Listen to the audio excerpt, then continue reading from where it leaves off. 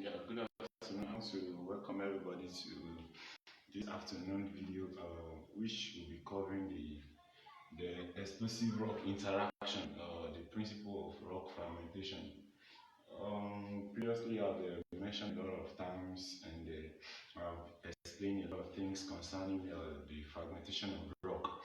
But this afternoon, I'll be discussing on how fragmentation occur and the principle that is backing up the breakage of rock during detonation. So, uh, I'll be starting with some clue.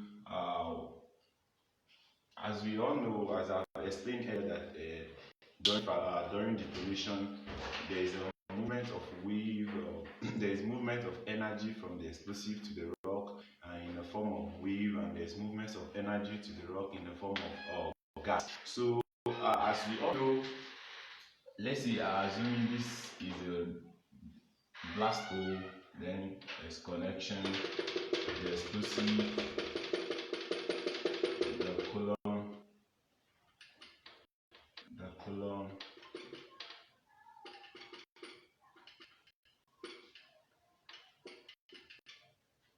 assuming this, the column.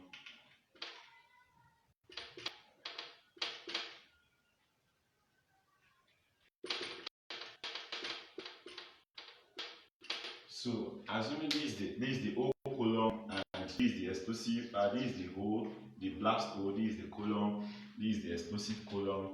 So, what happened during detonation is that the explosive receives shock wave directly from the detonator, from the surface detonator. Then the shock wave travels down into the explosive column. Then the explosive, the whole of the column detonates it. So what happens is that during detonation, the first thing that happens is that there is release of shock wave ahead of gas wave, gas energy, shock energy, and gas energy.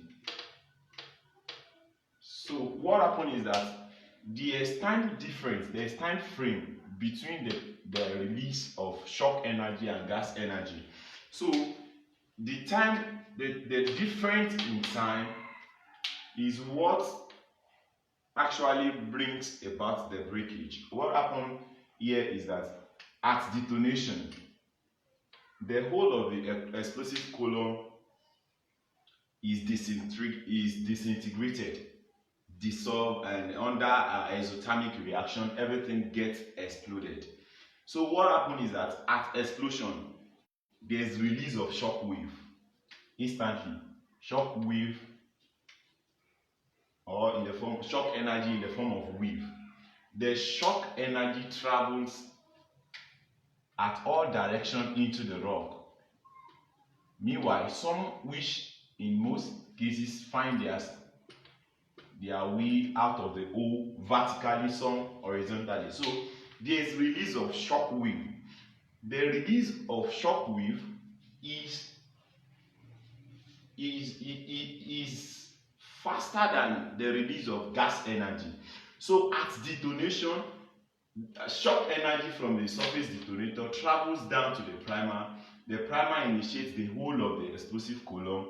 Then the whole of the explosive column gets disintegrated under detonation. So at disintegration, all the explosive components get exploded into each element.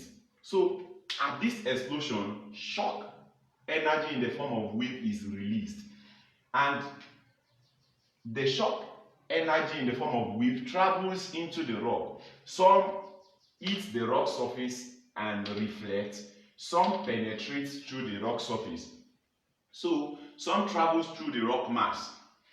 So at the time frame between the release of shock energy and gas energy is the T. So what actually happened before the breakage is that the shock energy is assumed to have traveled through the rock mass, causes fracture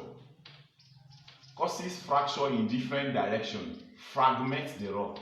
The shock wave fragments the rock in a mix of these cracks are called microfractures. So the microfractures is what the gas energy field and expand to cause explosion. So the shock wave is released at detonation.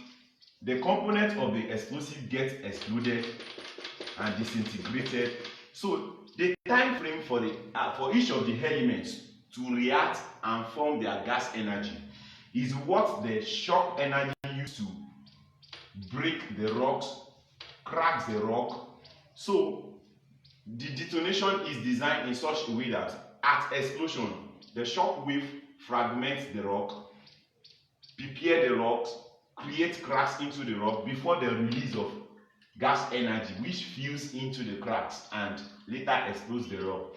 So what actually happened in the case is that, as I've explained earlier, said at detonation, assuming this is the O column, this is the explosive column, this is the burden, this is the free face, this is the free face. So what happened is that at this point, there's explosion. Shock waves are released. Shock waves are released. This is the rock mass. This is the O. This is the drill O, blast O. So explosive column. Shock waves are released. Then from time T to time naught. So the difference in time, this time covers the time at which shock waves is released, penetrates, travels into the rock, creates cracks or microfractures. So as soon as the cracks has been created, within this time, the disintegrated elements of the explosive will come together and generate gas energy in the place of pressure. Is this pressure that fills into the cracks, explode, cast out the rocks in form of fragmentation? Then that is what actually happened.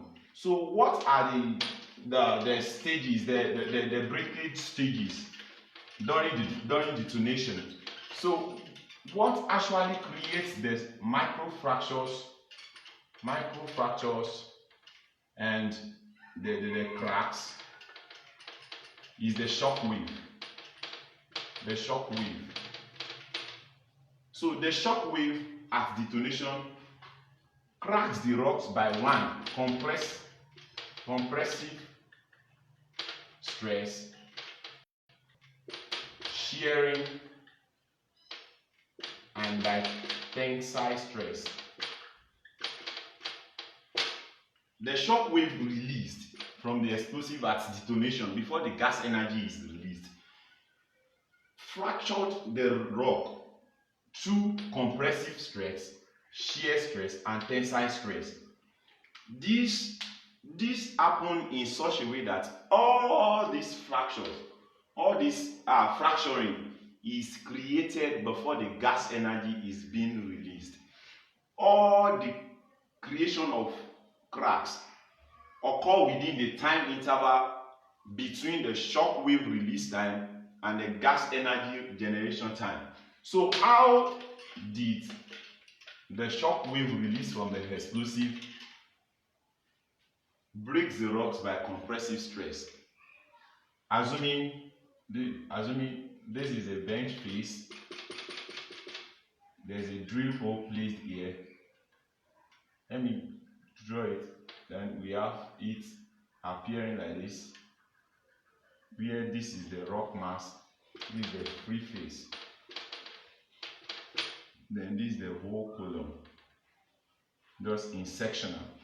What happened is that at detonation, the release waves, the waves are released at radial direction, in a radial form.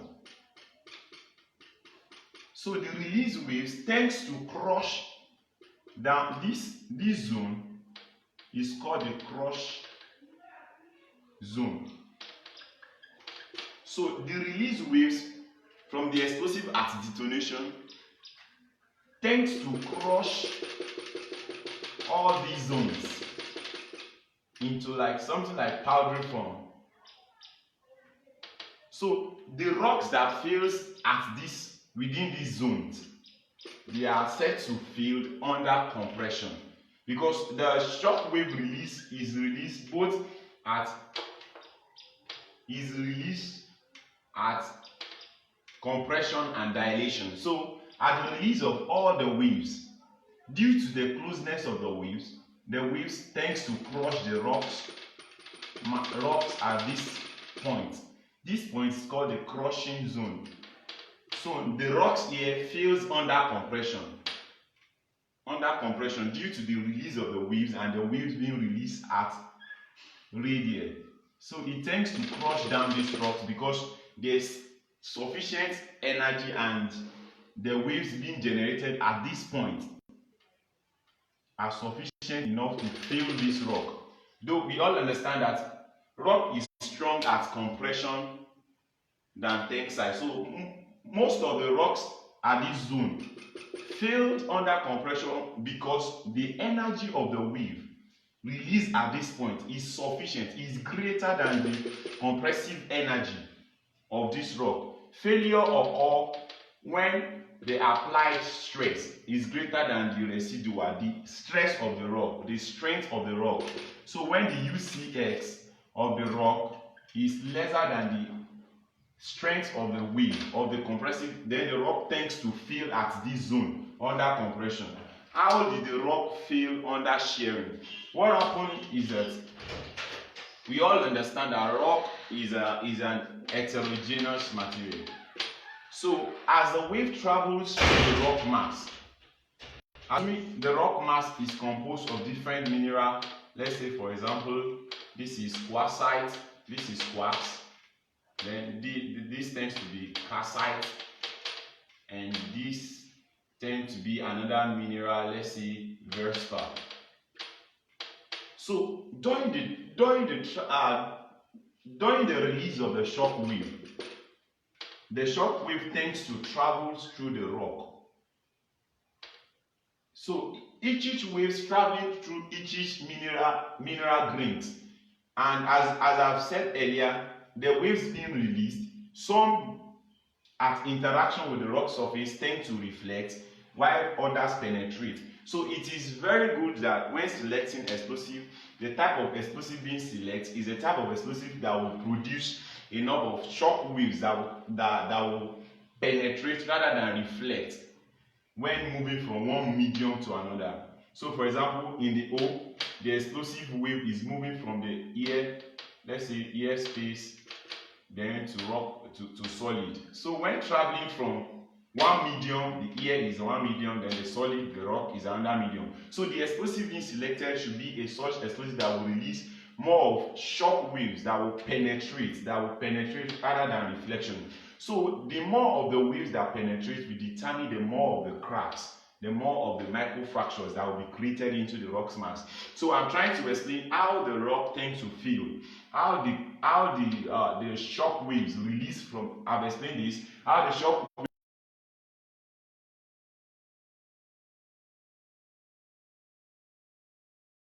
the rocks under shearing. So what happens is that each waves that penetrate into the rock mass interact at each point with each mineral grains. So we all agree that the strength of the quartz grain is greater than the strength of the calcite from most scale. The 70 is 7, then this is 3. So this the movement, the flow rate of the wave through this calcite that is of lower hardness it will be faster than that of quartz. Then this tends to move this in form of shearing. So that tends to create shearing within the rock. So there will be fracture under shearing during the traveling time of the shock wave within the rock mass. So some of the cracks tends to be formed under fracturing, under shearing. So some of the waves fills